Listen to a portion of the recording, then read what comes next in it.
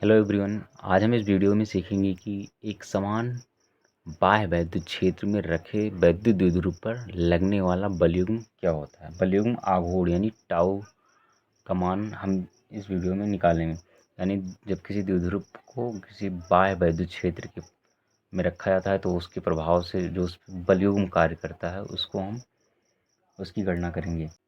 इसके लिए हम देखते हैं कि एक समान वैद्युत क्षेत्र में एक वैद्युत ध्रुव को इस प्रकार से रखा जाता है।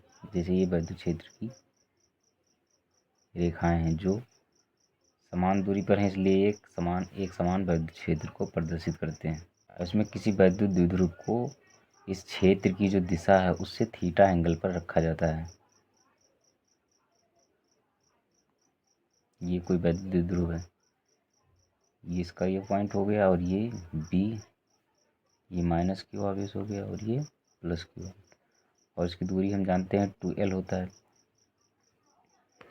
अब चूंकि ये जो वैद्युत क्षेत्र है वो किसी प्लस आवेश के कारण है, तो प्लस आवेश पे जो बल लगेगा यहाँ पर जो एफ ई, तो जो बल होता है उसे तो आप जानते होंगे कि इस पर लगेगा जो कार्य करेगा F equal to Q E होता है। ये बल इस प्रकार करेगा और उतना ही बल माइनस आवेश पर भी कार्य करेगा, लेकिन इसकी दिशा होगी वो जो वैद्युत क्षेत्र की दिशा है वो उसी की तरफ होगी, लेकिन यहाँ माइनस क्यू आवेश है इसलिए इसकी दिशा अपोजिट होगी। अब चूँकि ये दोनों बल बराबर हैं लेकिन विपरीत दिशा में हैं, तो ये इस वैद्युत द्विध्रुव को घुमाकर एक दिशा में रखने का प्रयास करेंगे, यानी वैद्युत क्षेत्र की जो दिशा है उसी में लाने का प्रयास करेंगे। क्योंकि ये इस प्रकार रखा हुआ है तो एक बल यहाँ पे कार्य कर रहा है और दूसरा इस पॉइंट पे, तो ये इसको घुमाकर सीधा करके वैद्युत क्षेत्र की दिशा में लाने का प्रयास कर रहे हैं। तो इसी में जो कार्य करना पड़ता है वही होता है बलयुग्म, जो आघूर्ण होता है टाउ, उसी को हमें निकालना है। तो ये चूंकि थीटा एंगल पर रखा है वैद्युत क्षेत्र की दिशा से, तो इसको थीटा मान और इसके इस बिंदु को यहाँ से मिला देते हैं। अब ये एक त्रिभुज, समकोण त्रिभुज बन गया। अब हमें चूंकि जो बल है और उसकी लंबवत दूरी निकालनी है, तभी हम जो बलयुग्म होता है उसे निकाल सकते हैं।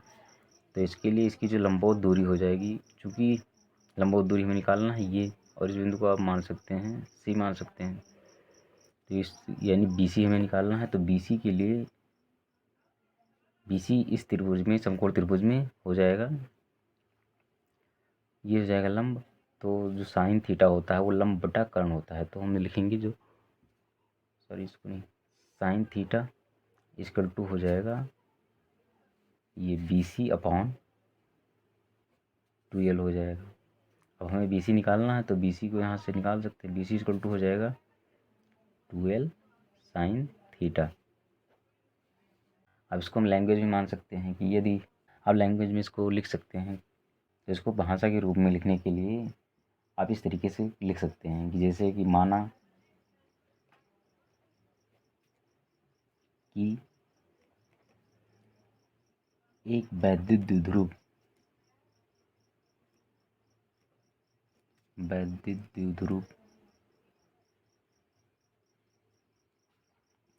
एक समान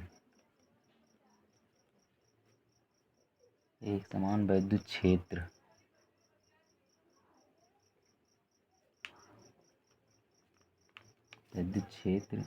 कैपिटल ई में यानी क्षेत्र से जो थीटा को बनाते हुए रखा गया है, तो ई में क्षेत्र से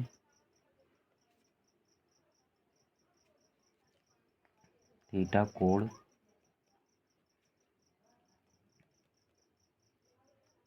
बनाते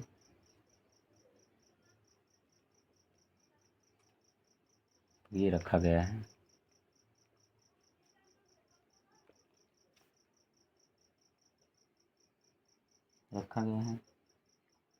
मान लो कि वैद्युत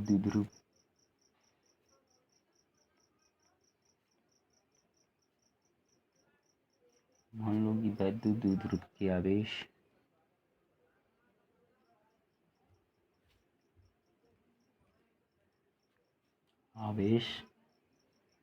प्लस क्यू व माइनस क्यू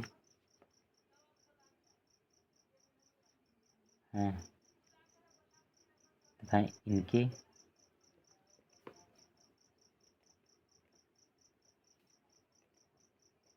बीच की दूरी 2l है। वैद्युत क्षेत्र E के कारण, अब जो यहाँ पर वैद्युत क्षेत्र है उसके कारण जो प्लस के ऊपर लगेगा वो F=QE लगेगा इस दिशा में, और यहाँ पर लगेगा F=QE, ये अपोजिट डायरेक्शन में लगेगा। तो वैद्युत क्षेत्र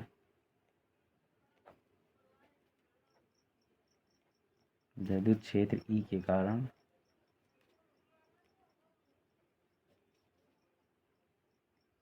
प्लस Q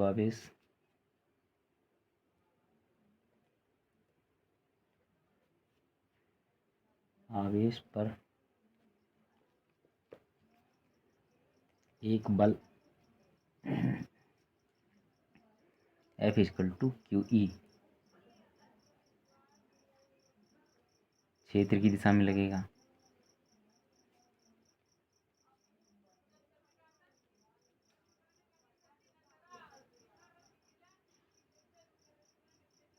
तथा जो दूसरा होगा -Q आवेश पर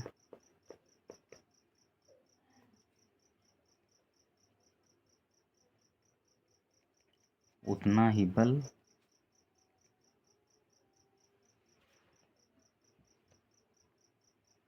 क्षेत्र की दिशा है उसके विपरीत में लगे। क्षेत्र की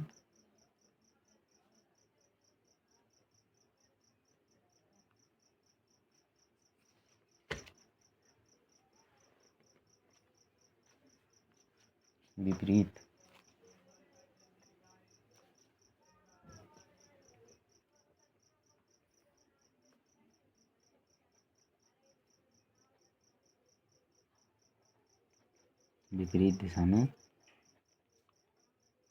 लगेगा। यहाँ पर दोनों ही आवेशों पर बराबर व विपरीत बल लगते हैं। इससे यहाँ पर जो होता है एक बलयुग्म उत्पन्न हो जाता है। चूँकि दिशा तो विपरीत है लेकिन मान भी बराबर है, तो यहाँ पर जो ये है वैद्युत ध्रुव, इसको घुमाकर क्षेत्र की दिशा में लाने का प्रयास करेंगे, तो इसके बीच एक बलयुग्म उत्पन्न हो जाता है, जिसे प्रत्यानयन बल कहा जाता है या बलयुग्म भी कहा जा सकता है। इस प्रत्यानयन बल यानी जो बल होगा उसे बलयुग्म उसे टाउ से लिखा जाता है। प्रत्यानयन बल होगा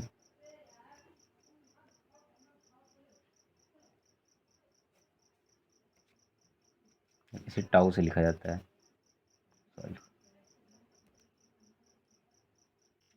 ये बल प्रत्यानयन बल टाउ होगा, इसे टाउ से लिखा जाता है। ये टाउ इक्वल टू होता है जो एक बल यानी दो बल लग रहे हैं विपरीत और परिणाम में बराबर है, तो उसमें से एक बल को लिखा जाएगा यानी बल होगा, और इसके मल्टीप्लाई में जो होता है वो इनके बीच की लंबवत दूरी होती है।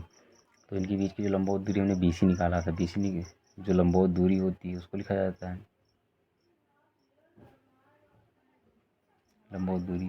फिर टाउ को इस तरीके से लिखेंगे, इसका मान रख देंगे। जो बल होगा बल F, और जो लंबवत दूरी हमें निकालने वाला था यहाँ से वो 2l sin थीटा। तो F का मान यहाँ पर रख देंगे।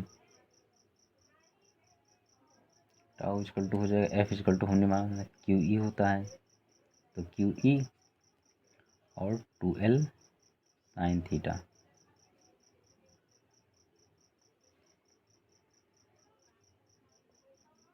टाउ बराबर हो जाएगा, यहाँ से जो 2Q और L है, सॉरी 2LQ, इसको अलग कर लेंगे और बचेगा E sin थीटा।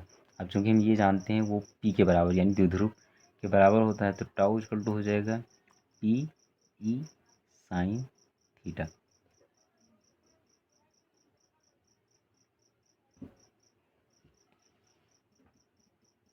और इसका जो वेक्टर फॉर्म होता है वो टाउ इक्वल टू होता है, जो कि साइन थीटा है इसलिए क्रॉस प्रोडक्ट है, तो टाउ इक्वल टू जो होता है, सॉरी टाउ इक्वल टू जो होता है वो होगा P क्रॉस E।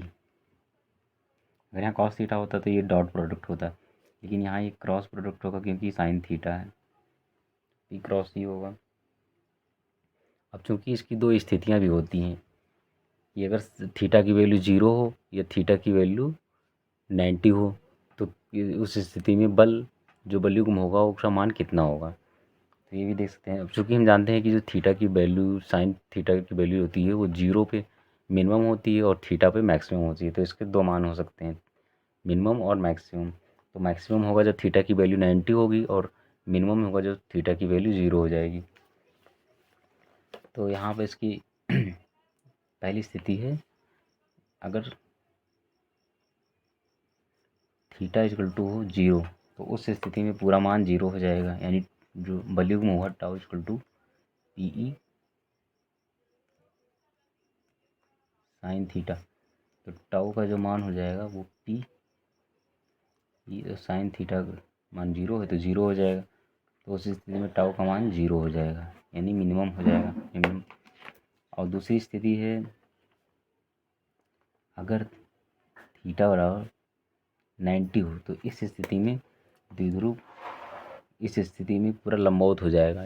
यहाँ पर आप देख सकते हैं ये जो विद्युत क्षेत्र है उस दिशा की लंबवत हो जाएगा, तो यहाँ पर जो वॉल्यूम होगा वो अधिकतम होगा, यानी यहाँ पर जो टाउ होगा वो मैक्स होगा। ये हो जाएगा पी ई साइन थीटा। तो पी ई और साइन थीटा साइन 90 का जो वैल्यू होगी वो होगी 1 होता है, टाउ मैक्स हो जाएगा पी ई। ये दो स्थितियाँ होती हैं।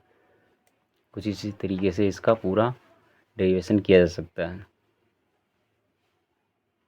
इसका आप स्क्रीनशॉट ले सकते हैं या इसको नोट्स भी बना सकते हैं आप।